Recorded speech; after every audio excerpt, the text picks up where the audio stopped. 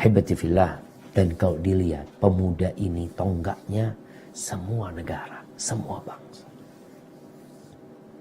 Kenapa pemerintah kita itu paling takut sama mahasiswa? Katanya seperti itu.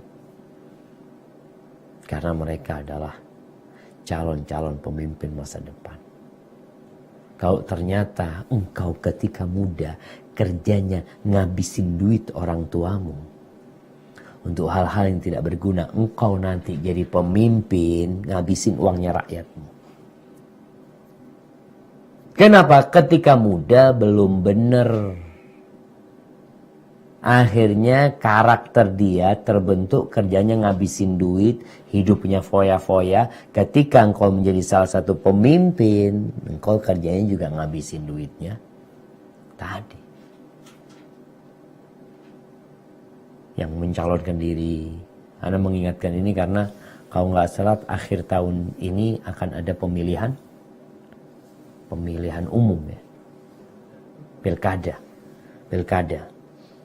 Ya akan ada hal itu serentak, maka ingat ketika nih anak muda hidup bersama orang tuanya, kerjanya ngabiskan hasil kerja orang tuanya.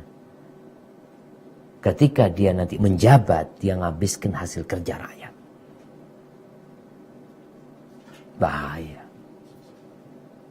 Makanya kalau dikatakan pemuda itu Masya Allah, kalau pemuda itu baik, Allah takjub sama tuh pemuda. Takjub banget.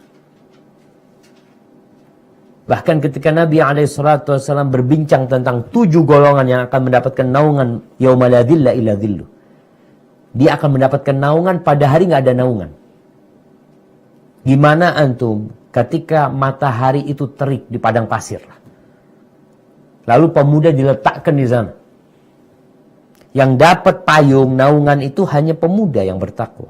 Di antara pemuda-pemuda yang lainnya. Pemuda taat sama Allah SWT. Kecondongan dia untuk maksiat, kecondongan pemuda untuk hiburan, untuk macam-macam, dia tahan dirinya. Maka spesial banget dia tuh. Pengikut para nabi, lihat pengikut para nabi, rata-rata pemuda. Ashabul Kahf, coba dibuka surat Al-Kahf. Allah menceritakan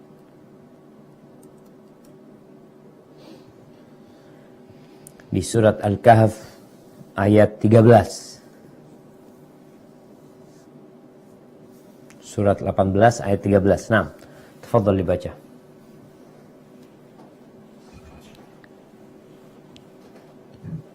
Baik, akhirah kita naklah. Bismillah.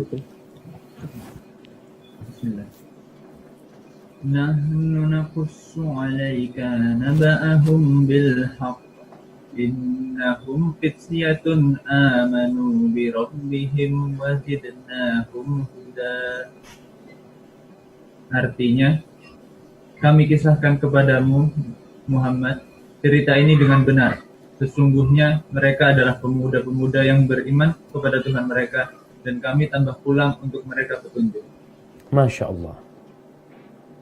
Subhanallah jemaah. Pemuda-pemuda yang beriman, Ashabul Kahf, yang Allah ceritakan di surat Al-Kahfi, menjadi cerita yang menginspirasi kaula muda. Mereka bukan orang-orang tua. Mereka bukan pensiunan yang bertakwa, yang beriman. Bukan. Tapi mereka fityatun. Pemuda. Amanu bi rabbihim wa zidnahum huda. Beriman dengan Rabb mereka dan kami tambahkan kepada mereka petunjuk. Dan ingat. 7 pemuda itu. Yang akhirnya tidur di dalam gua. Selama 309 tahun. Mereka bukan orang miskin. Mereka anak orang-orang kaya.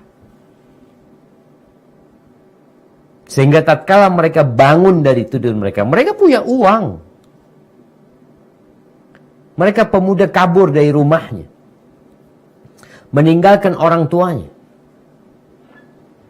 Kalau bicara hidup di dalam gua, ini pemuda biasa hidup dalam ruangan yang nyaman.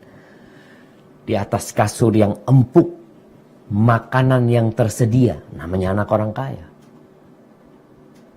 Bagaimana dia siap untuk keluar dari rumah mewah mereka, tidur di dalam gua, beralaskan tanah.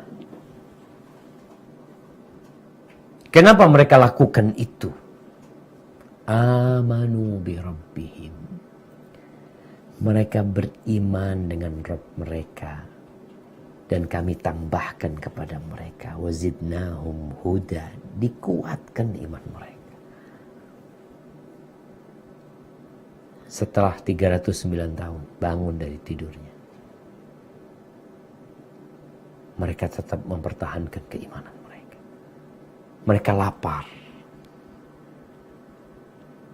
Dikasih duit salah satunya. Berangkat ke kota.